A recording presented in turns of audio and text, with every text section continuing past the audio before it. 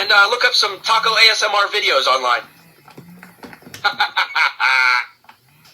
Anyways, if you had my superpowers and good looks, what would you do? Deadpool. Yeah. What do I you... wouldn't be so sure about that. How do you feel about ska music? I mean, have you ever had a ska mitzvah? No, that's not what I was asking. What are you doing on my chair in studio? And now I'm uncomfortable. Well, yeah, because that's my seat you're stealing. Yep. Yep, right. Yep. I'm sorry, what were you saying? I'm saying get out of my chair. That's my chair, and I need to make the review for your movie. Yep. Okay, I don't mean to psychoanalyze you, but what is your deepest, darkest fantasy? It means get out of my chair now. It's time for the review. And what do you think the root of that is? The root is you need to go off now. Great progress. Hang in there, kiddo. Don't worry, you can trust Dr. DPPA.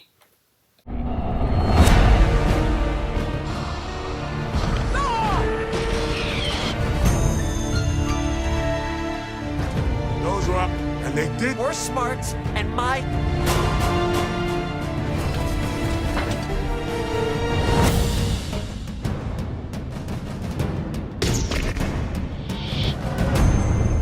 He told me enough. No, I.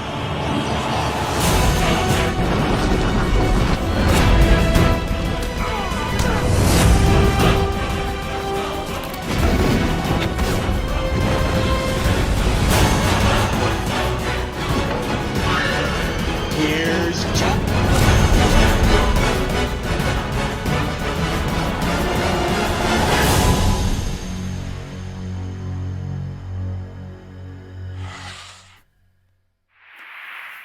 Hey everyone, it's Dungeon Corleone here, and of course, I think you can already tell just by this intro, I am here with a brand new movie review, and this movie review is going to be for, literally, it's the next of 3 final X-Men movie reviews, and it's for not a Wolverine film this time, it's for the Soul stuff, and this time it's for another X-Men character. You can tell by the intro, you know who the character is. It's the first of Deadpool's movies. And what better way to start that off is with none other than 2016's comedy riot, Deadpool, directed by newcomer at the time, Tim Miller. So what's the plot of Deadpool's first movie? Well, this is the origin story of a former Special Forces operative turned mercenary named Wade Wilson after he was subjected to a rogue experiment and that left him with accelerated healing powers, and he develops an alter ego known as Deadpool. He's now armed with his new abilities and a dark, twisted sense of humor, and Deadpool's now hunting down the man that nearly destroyed his life. So yeah, how was this film made? Well, you should know development of a Deadpool film starring Ryan Reynolds was beginning development in February 2004, and this was before he played the character in X-Men Origins Wolverine. And recent work were hired for a spin-off film in 2010, and they worked with Reynolds to adopt the character more faithfully, including his forced wall breaking, after his portrayal of Wolverine got backlash by people. Then Miller was hired in 2011. An enthusiastic response to leaked test footage that was created with Reynolds that led to a green light from Fox in 2014, and casting began in early 2015. Then filming began in Vancouver, British Columbia, because Ryan Reynolds is from British Columbia, from March to May of that year, and several vendors provided visual effects for the film, and arranged for the addition of blood and gore to the creation of the CGI character Colossus. So after the movie was shot and marketed, Deadpool premiered at the League Grand Rex in Paris on February 2016, and was released in the United States 4 days later on February 12, 2014, 2 days before Valentine's Day, and especially after an unconventional marketing campaign. And at the box office, this movie, after X-Men Origins fucked up his portrayal, they were going to make a risky move to make an R-rated movie about Deadpool and try again.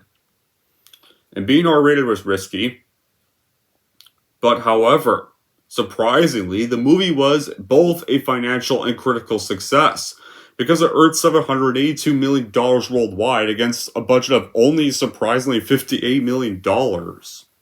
And it was the 9th highest grossing film of 2016. And it broke numerous records. Like, it's the highest grossing film in the X-Men series, the highest grossing R-rated film of the time, surpassing The Matrix Reloaded. And the critics loved the movie. They praised Reynolds' performance, the film's style, the faithfulness of the comics, and its action sequences. But there were some who criticized the plot as formulaic, and they were divided on the film's adult humor. So now, as for my reaction, since we all know Deadpool's not a family-friendly character, I never knew much about him, nor read his comics when I was younger. What I do know was his iconic look, and that was about it. I also do remember his shitty design he had in Origins from 2009. Was that shitty design version of X-Men Origins the only thing I remember to that film for a while. Then around 2015, I found out that there was going to be a film about him the next year. And then when I found out about the trailer, I thought it was a fan-made trailer, and I hardly paid much attention to the marketing. And then the actual movie came out, and I heard of all the buzz surrounding it. Some saying how it was one of the biggest surprises to start off 2016, how it was one of the most faithful adaptations of any comic, how inappropriate and R-rated it was even. So opening night, the showing I went to, the showing was almost sold out opening night, and I was able to just barely get the very last theater seat. And I was not even allowed to shave my beard that night, and I had to bring my ID because apparently all the reviews saying of how really adult this movie was, and I was 17 at the time, almost about to be 18. And this was back at my final 4 months of high school. Because this was the same year I graduated high school. And let me tell you guys, this was one of the biggest shocks of that year for movies. This film ended up even being my favorite movie of 2016. I even ended up seeing this in theaters twice because of how much I really loved it. To me, this was pretty much what Hangover was for comedies in the 2000s. That Deadpool was like that for comedies of the 2010s. And yo, guys, I do not try to call this a superhero movie because while Deadpool's a comic book character, like he says, he is no hero. And he isn't really a hero in his comics either. It's more of a black comedy with elements of superhero movies. And I could kind of compare it to now when it comes to this movie and this movie, I can compare it usually to another R-rated comic book duology, or another comic book franchise, because this one's technically 3 movies. But to me, I like to pretend it's only 2 movies because I only like these 2 of it. And that series, that duology was Blade, whereas the Blade movies, whereas Blade 1 was a comic book character. But this first movie at times kind of feels more like a straight-up violent horror film with some action and comic book elements in it. And it was the first Marvel movie to be made, and actually the first one to really be a good profit. The first of Marvel's films to actually be good, and it saved the superhero genre. And then you had Blade 2 4 years later, which was Deadpool 2 could be kind of compared to Blade 2, where Deadpool 1 is more of the more dark comedy film with some little comic book movie elements in it. Deadpool 2 is more of the comic book film with the comedy, with the more dark comedy elements in it. Then you have Blade movies, the Blade 2, unlike what Blade 1 was more of a horror film with some action elements in it. Blade 2, on the other hand, was more of a straight-up action movie in the veins of another sequel called Aliens. Anyway, Blade 2 is more of the action film, and it's definitely much more of the Marvel film, but it's still got some horror elements in it. The concept even kind of... the concept of Blade 2 is even kind of similar to Aliens, where Blade, our protagonist, is pretty much now finding Whistler alive, and is now having to team up with a group of vampires to take out an even bigger threat than vampires themselves. In a way, so yeah. Sorry, this background's a little crooked, guys. I don't know why. I'll fix it. And I guess the sequel though can kind of compare for another review. And guess what, guys? This movie, the runtime, it's only like 108 minutes long. And it works for this movie. Unlike X-Men 3 or X-Men Origins that were 104 minutes, those did not work, but the runtime here works for this because it's not supposed to be like a straight-up superhero movie. They didn't take a convoluted comic book story and try to make it a simple hour-long film.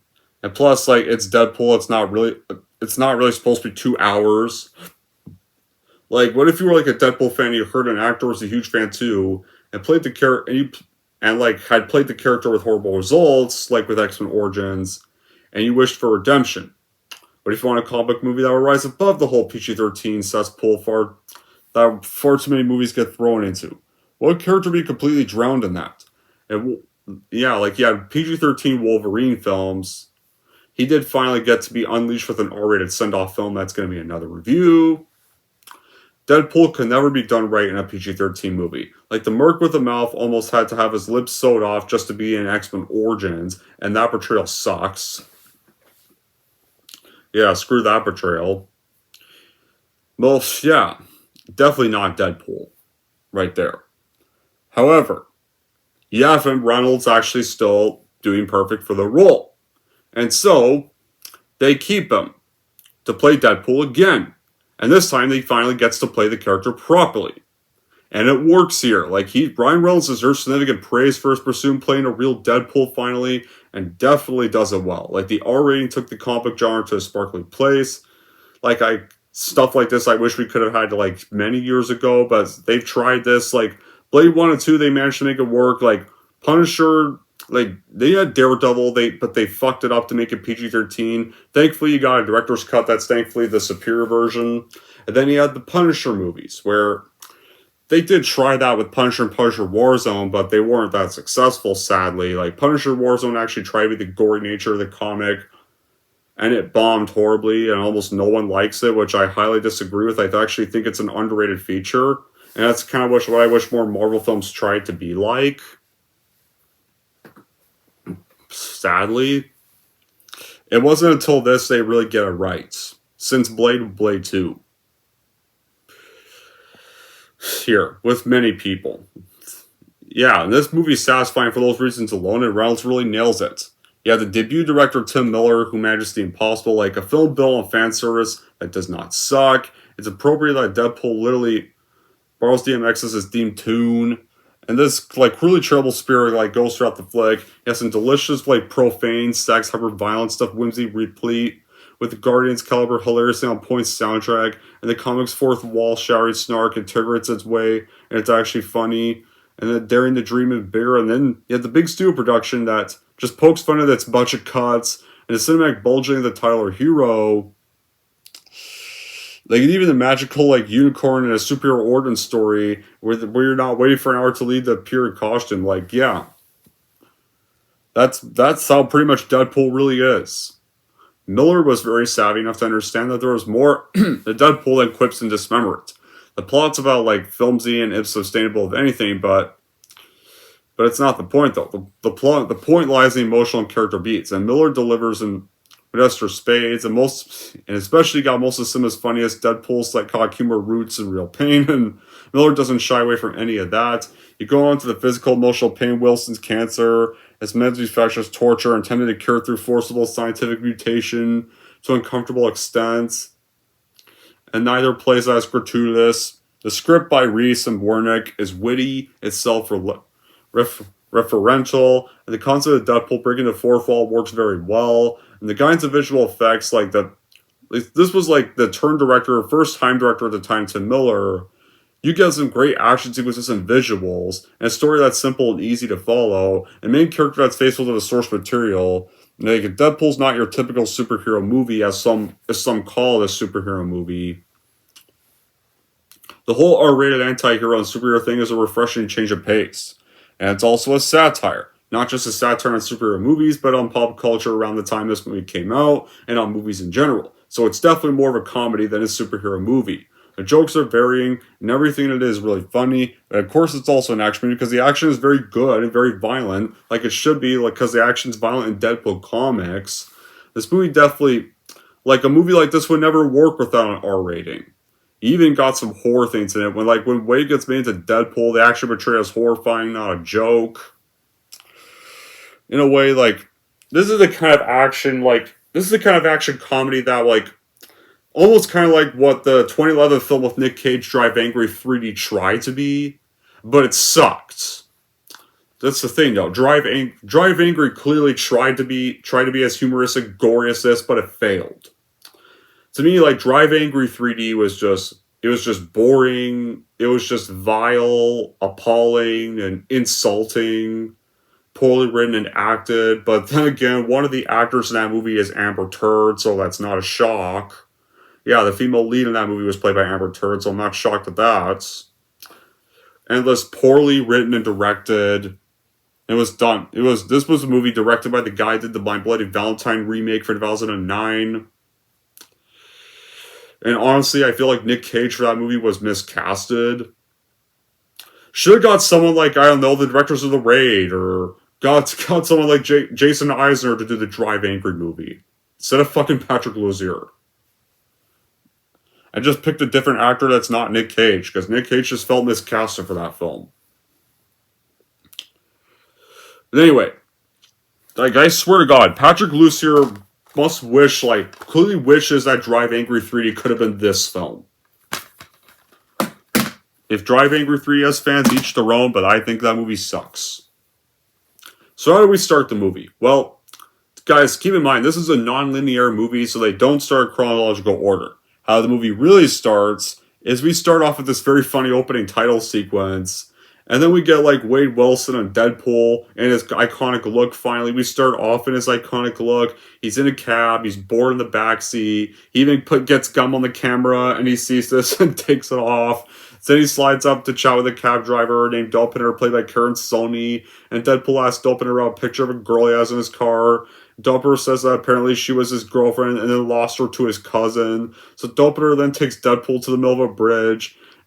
And then Deadpool stiffs the man for cab fare because apparently he can't carry Walt in his suit as it ruins the lines. Right there. And yeah, they as soon as this movie starts, you know exactly this movie's going to be great. Right there. This movie already starts off great. And then you see Deadpool waiting on a bridge, and the music, hey, yeah, I wanna shoot, baby. Yeah, he's waiting for his targets. He's drawing a picture of him killing his nemesis, Ajax or Francis. His music's playing. And then he turns to the camera, oh, hello. I know, right? Guess whose balls I had to funnel to finally get my own movie. I can't tell ya, but it does rhyme with Wolverine. Yeah, so he pretty much jokes about funneling Wolverine's balls to get his own movie. Then he finally spots a group of vans arriving, and at his target, so he jumps into one of the vans before kicking their asses of all the thugs, and then causing an accident that kills other villains. And so Deadpool's main target is literally Ajax, played by Ed Skrein. And apparently we find out he's the man that gave him his powers and horribly disfigured him. The vans will come crashing to the end of the bridge. One thug's head is sliced off with a chain. Another one gets splattered graphically on a side in the hallway. Yeah, this is actually R-rated gore here. They actually match the R-rated stuff from the comics here, because they're not pandering to the PG-13 crowd. And then we see cut to the Xavier School, and ironically, in these Deadpool films, the only X-Men that are ever there are Colossus and Negasonic Teenage Warhead. We meet them. They're seeing the chaos unfolding on the news, and they go to get Deadpool. And then Deadpool realizes he forgot his bag of weapons, and let's count him down. And so he only has 12 rounds in his guns. I only have 12 bullets, so you're all gonna have to share. And then he counts off all the rounds. With each thug he kills, and he misses a few shots, but he manages to kill 3 men with 1 bullet. And then one more thug comes with Deadpool 2 knives, but Deadpool quickly skewers him with his katanas. And Deadpool points out that, we stopped, right there for a second, and then Deadpool's wait, you're thinking something. My boyfriend said this was a superhero movie, but that guy got turned into a fucking kebab. Well, I may be super, but I'm no hero. And then, and then he pretty much sends us back to how it really began. To how technically it really starts off, 2 years earlier. And then, like, yeah, because, yeah, you see him breaking the fourth wall in this movie lots of times. He makes pop culture references, slices up bad guys. This film is not tame on anything. Like, it's not like South Park levels, but it's definitely much better than a lot of the PC crap that was starting to happen around here. Like, the action scenes are fun. Get the sword fighting, the shooting, the acrobatics, all filmed really well. Delivers on the violence. It's cartoonish up, but, like, it's not like into Blade territory, though. And you got Wade Wilson's face, like in Wade Wilson's face, like, apparently the comics, that's his face is more boiled and deformed. He kind of looks more like a prune, but I guess they just wanted people to recognize Reynolds a little more and want Reynolds to look a little more recognizable. And you have a pretty simple story here. It's not over convoluted. It's a simple love and revenge story. Like, it's well paced. It's told in non-linear style. It does slow down at times to get to the love. When you go to the love story part, to kind of calm down a little bit from all the crazy shit you're actually seeing and stuff. And, like, the scenes are also short. They don't overhog the movie here. And yeah, you got plot holes, but this is a movie that's kind of supposed to have plot holes. Right there. Because it's kind of a spoof film in a way. So yeah, we cut to, like, before he became Deadpool, where Wade Wilson was a mercenary for hire, was living in New York City, but technically, yeah, this movie was shot in Vancouver, it's just disguised as New York. Like, he takes on this job who's going after a pizza delivery boy, who's apparently stalking a girl, and he threatens the pizza delivery guy, and then when you get there, they're arguing, I did not order his pizza. Well, we play the call. Yeah, this is the place. And the person who did not order the fucking pie. Well, then who placed the call? I did. And yeah, like, and at first, like, the guy right there thinks that he's there for him. Like, here, have the wallet. And it's like, no, like, I'm here, but he's here for the pizza guy. Oh, goodness, no, you're not out of the woods yet, sister. You gotta go easy on the little jeans. Like, they're jeans, not a chandelier. And yes, I'm keeping your wallet. He did kind of give it to me. And he tells the pizza guy to stop stalking this girl. And he's like, okay. He's like, then we're done. Like, and yeah, like, then it's like calm. And then he, like, just threatens the pizza guy. That came off threatening. Or did it? And he kisses the pizza guy. He's all scared. And then he goes to meet the girl. He's like, you heard the last of the pizza guy. He's sorry. And she calls him her hero. And he's like, no, that I ain't. And then Wade goes to the bar where his friend Weasel works. And Wade orders a drink called a blowjob. And asks the bartender to bring it to this big, muscular, bearded thug to say it came from another man. And it houses a bar fight where people bet on others to die. And it's called the Deadpool, which kind of foreshadows his new name later. And then at this bar, like, Wade meets a prostitute named Vanessa, played by Morika Bakari. So they, like, bond over their weird, messed up lives. At first, like, they go to play arcade games where it's like balls in the hole, and and Deadpool, like, wins the ring, and Vanessa wins a pencil eraser, and then apparently, like, Deadpool finds a way to get more minutes from Vanessa, so then there's some montage of them having sex, and, like, yeah, Deadpool's also supposed to be like a womanizer, so, like, get this part correct very well as well. Right there.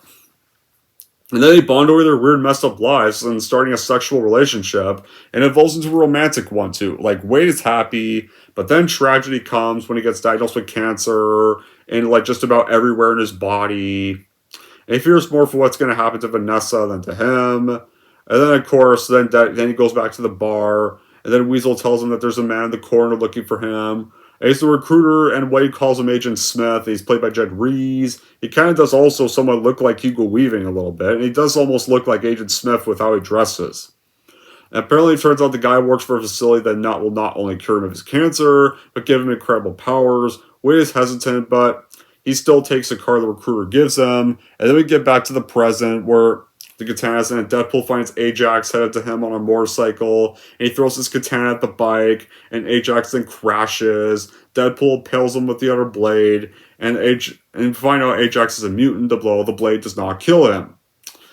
So Deadpool lifts up his mask and shows his scars, and Ajax recognizes him. Then Colossus and Negasonic arrive, and Colossus is displeased with Deadpool causing mayhem and tries to get him to join the X-Men throughout the movie. Deadpool doesn't want to join the X-Men. Then Ajax escapes, and then, well, Deadpool's back is turned, and Deadpool's mad, and he tries to Colossus, but he keeps breaking all of his bones. And then it's, yeah, like, his foot and both hands.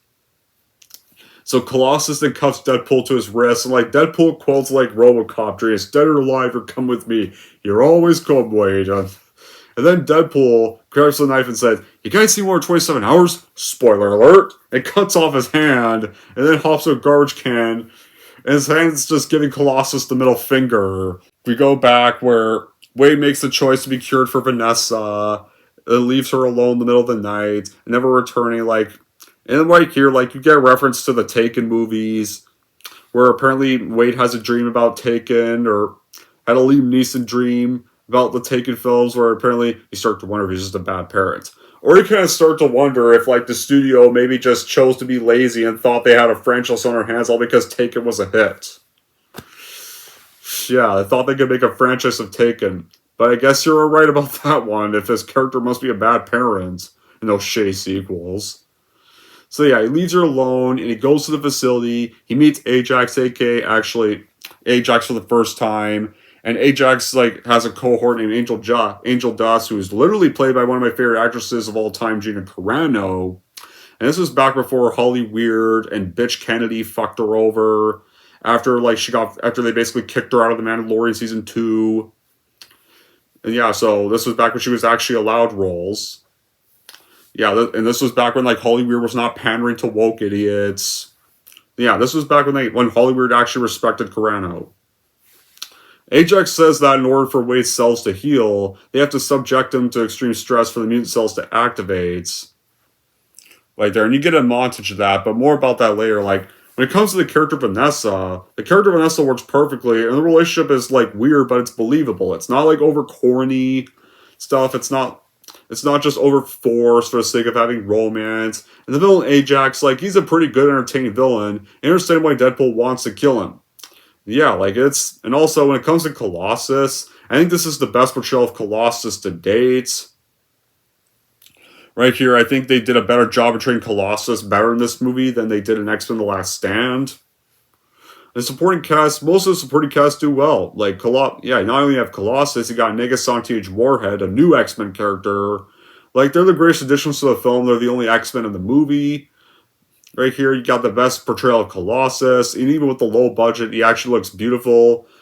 And, like, he has some funny X-Men jokes as well. Like, Morena Baccarin does a great performance here. The perfect actress to play Reynolds' love interest. Her character's a lot better than plenty of other two-dimensional females in many bad comic book films. When she's introduced, like, the way that happens, it just shows how much of an impact she makes, and it's perfectly great. And you got the villains here, where you got, like, Ed Skrein also is not only a great villain, they make his villain very unpleasant. And then you want this guy dead, because with the character, especially because with a character like Deadpool, it's important to hate our main villain. And the inclusion of Angel Dust was also a good decision, and they picked the right actress to play Angel Dust as well. The action's bloody, especially great with the slow-mo effects, and the humor's vulgar and narcissistic, and it fits the character well, because that's how he is in the comics. And it wouldn't work without a hard R rating. And the studio actually let the filmmakers they did not interfere, they actually let the filmmakers do whatever the fuck they wanted. Here. And the scenes of humor in, like, every character is intense. Like, got bit where Dolpadar, because Deadpool told him to kidnap his cousin Bandu so he can marry Jita, because Deadpool suggested it. And then Deadpool keeps forgetting his weapons in his car. Which is also the funniest bits. And Colossus was like a goofy stooge all the time. And like Negasonic also completes the jokes he does. Right there. So yeah, once Wade's at the facility getting the cure, he undergoes torture techniques, and Ajax tells him that they're not making him a superhero, they're actually making him a super slave to be auctioned off.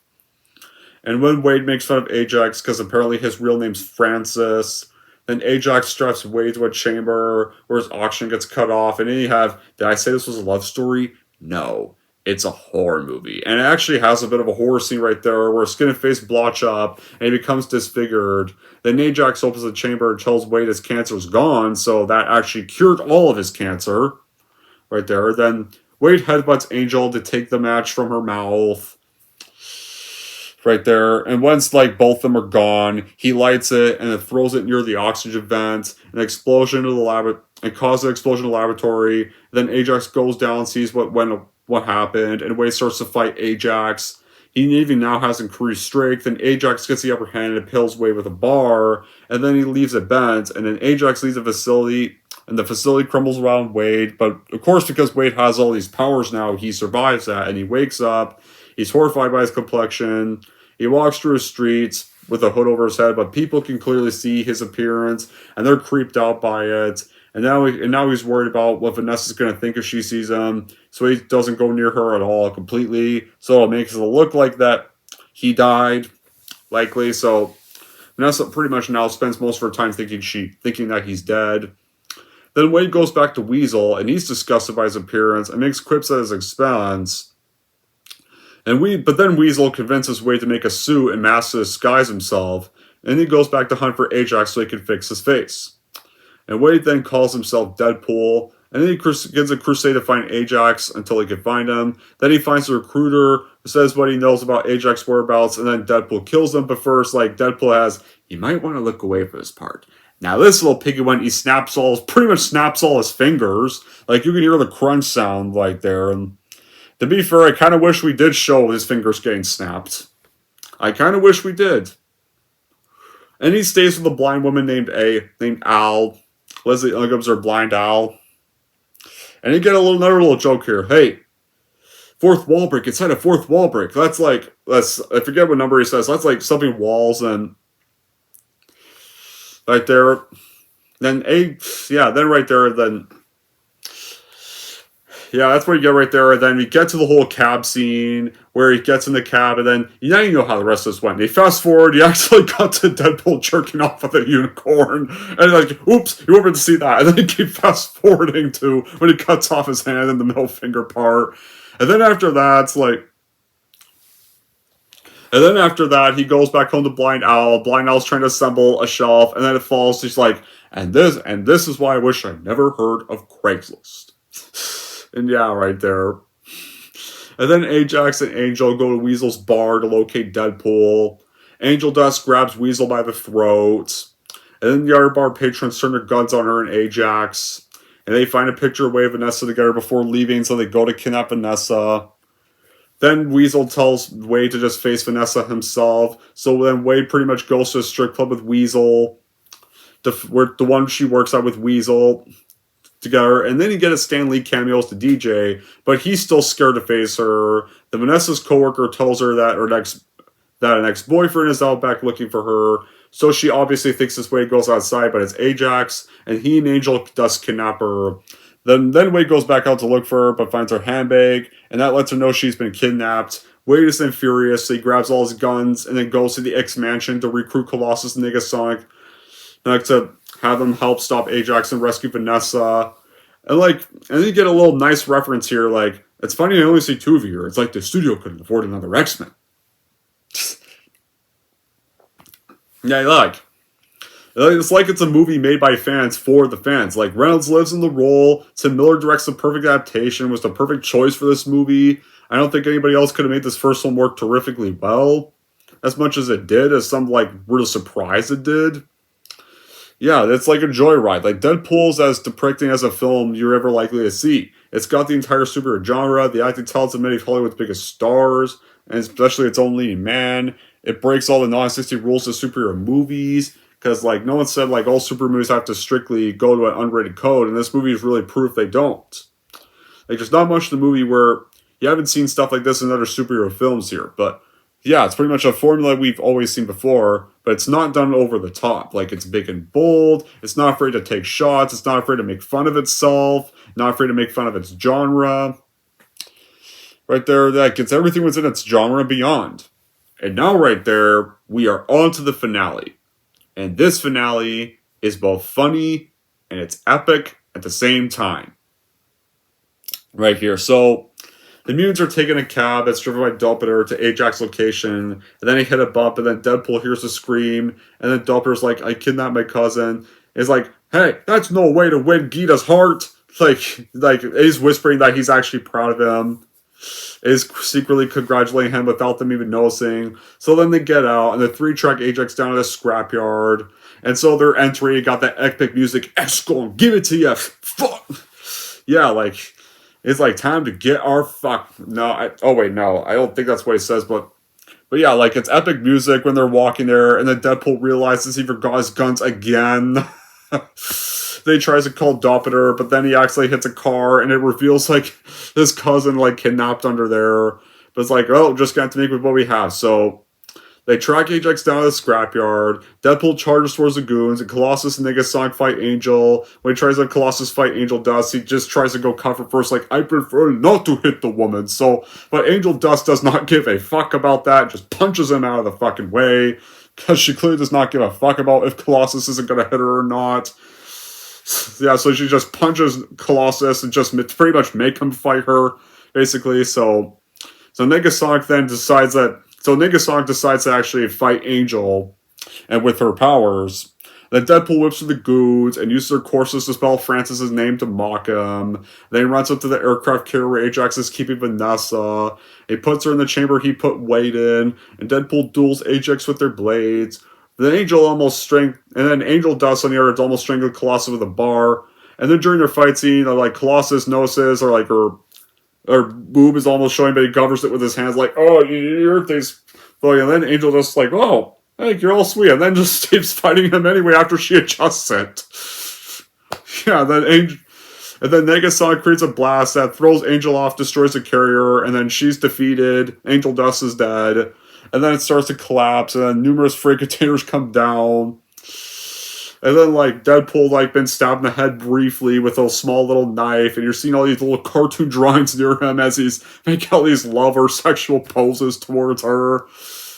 And then, yeah, but then the whole thing comes charging down, and then Colossus carries Negasonic and Angel to safety. Right there. So, oh, wait, no. Okay, Angel Dust is not dead. So, Angel Dust, actually, no. Yeah, Angel Dust pretty much goes to jail. Never mind. I thought, yeah, for a while I thought she died. For a while I thought she died in the fight. For a while there. So yeah, Negasonic and Angel are carried to safety by Colossus. Then Deadpool makes sure Vanessa safely lands, and the carrier is completely destroyed. Ajax still attacks Deadpool, and then he's pinned down. But then Deadpool holds his gun at Ajax's head, demands he fix his face, but Ajax laughs and he's like, there was never a cure for your face. So Deadpool's just ready to kill Ajax now, and Ajax like, what's my name? And Deadpool's like, who fucking cares? But then Colossus makes on this speech, like, about how a hero can spare an enemy's life, but Deadpool is annoyed at that, and he just shoots Ajax in the head, and Colossus pukes, like, why? And Deadpool's like, you were frowning on! My face can't be fixed, but, like, at least Ajax won't be able to fix that when he's dead. Yeah. And then Deadpool's about to confront Vanessa. It's like, what the fuck am I gonna tell her? And then Colossus is like, well, you better figure it out. And he apologizes for banging her, and she's like mad first, kicks him in the balls or stuff. But then, of course, it's like, you better start talking. And then he apologizes for banging her, and she removes his mask to see his face, but at first he's like wearing a cut off Hugh Jackman's face for a sec. And like, it turns out Colossus is still there. It's like, language, young one's present. Like, Deadpool's like, what are you still doing here? Like, it turns out they were watching the whole time. Like, get out of here. Like, yeah. And then, of course, Vanessa finally sees his real face, and she actually decides that she'll get used to it, and is not horrified by it at all. And that's what makes their love scene so perfect right here. Like, and that's one of the reasons why they kiss, they reconcile. Deadpool signs off as the movie ends with Carol's Whisper by Ram, and rest in peace to the lead singer of Wham, even. It's sad, like, it's sad that the lead singer would pass away around sometime after this movie released, but yeah. And Deadpool closes off the movie like, this is your friendly neighborhood Deadpool saying, I'm never gonna dance again the way I danced with you. And then you have the end credits, like, playing this cartoon Deadpool going around over it. Some little funny bits right there. There's not much of a post-credit scene, but still one does happen. Not the one you think. Like, Deadpool appears, like, mimicking Ferris Bueller. Like, you're still here? Oh, you're waiting for, like, a Samuel L. Jackson, like, post-credit scene. No, we don't have that kind of money in the budget. But we're coming up with ideas for a sequel. We're going to get Cable to be in a sequel, and trying to find an actress for Domino. And then Deadpool walks away, pops his head out going, chicka chicka. And, like, yeah, that's the end of the movie right there. And this was, like, a movie that was only made for, like, $58 million. And it looks way more impressive than most of the CGI the 2020s have so far been. Now, would I have any bad qualities with the film? Now I think about it, like, I think the scenes at the bar are the least interesting to me. Just kind of to show how Deadpool met Vanessa, or was found by the slave recruiters and all that stuff. And also, the reason being, those are the bits where you have to sit through T.J. Miller and his bartender friend character. Yeah, like, because, like, even before T.J. Miller was revealed, I was not a fan of his character in these movies. I think he's my least favorite of the companions Wade has, and probably the worst member of Wade's team. Like, even before T.J. Miller was exposed as an asshole, I'm not a fan of him in real life either, because of that. And, like, most of the time in his films, his character just feels useless. And honestly, doesn't seem like that great of a friend, because he literally bets Wade to die in his first scene. Right there. And, like, I want to go with you, but I don't want to. Yeah, that just makes him a useless character. Yeah, so he's my least favorite of the characters in these two films. This isn't one for the movie per se, but one of the reasons some people think this movie works so well is just because it's rated R. Yeah, like, it's nice that he's at least his R-rated self, but it did not work because the movie's rated R. Like, it worked because it's faithful to the story. It has nothing to do with the rating. And just because a movie's rated R does not make a movie good. Blade Trinity, that was rated R, and it still sucked. Kick-Ass 2 was rated R, and it sucked. AVP Requiem was violent as fuck, and rated R, and it was still a piece of shit that was dark to see. Good Day to Die Hard, that was rated R after the PG-13 Live Free or Die Hard, and that movie was utter shit compared to Die Hard 4, which was actually better, and it's better when you watch the unrated version, so that technically is the R-rated version of Die Hard 4. And then you have last year's Expendables 4. That was rated R again, and it was fucking worse than Expendables 3. And it was easily the #1 worst movie of last year. So the reason this works is because it's faithful to the tone. And it would just not work PG-13. Same goes for Logan. These two movies are good it's because they're faithful. It's not because they're rated R. And some people are going to think Deadpool Wolverine will be good because it's going to be rated R. Hugh Jackman's wearing the yellow suit. Like, the rated R part, I just mentioned, like, being rated R doesn't automatically mean good. And so then, like, apparently most of these fanboys think wearing the yellow suit was the important part of Wolverine. No, not really. Like, when it came to Wolverine, I never cared if he did or did not wear the yellow suit. To me, being more like the character in the comics and having the right actor to play him, that was the important part. That stuff was more important than the yellow suit. But according to all the MCU fanboys, the yellow suit's the important part. Yeah. It doesn't help that their third one's going to integrate them both into the MCU, or the MCU, and probably put them both in that Secret Wars movie I could give a rat's ass about. But other than those, like, Deadpool is a masterpiece, and it's the second best film of the franchise. The #1 best is coming up. So it's totally worth buying for your collection. So, in the end, guys, yes, you obviously should buy and watch Deadpool for your collection. Just by this whole review, especially if you want a proper portrayal of the character to wash out the horrible taste of X-Men Origins out of your mouth, and see the proper movie that fans were long waiting for about this character for a long time. Anyways, guys, that's it for my review of Deadpool. If we're going to rank Deadpool, here's how I'm going to rank this movie. So overall, if you are a huge Deadpool fan and want to erase bad memories of the 2009 portrayal for good, then totally watch and buy Deadpool for your collection easily. And if you're wondering how I'm going to rank Deadpool, I'm going to give Deadpool a perfect 10 out of 10.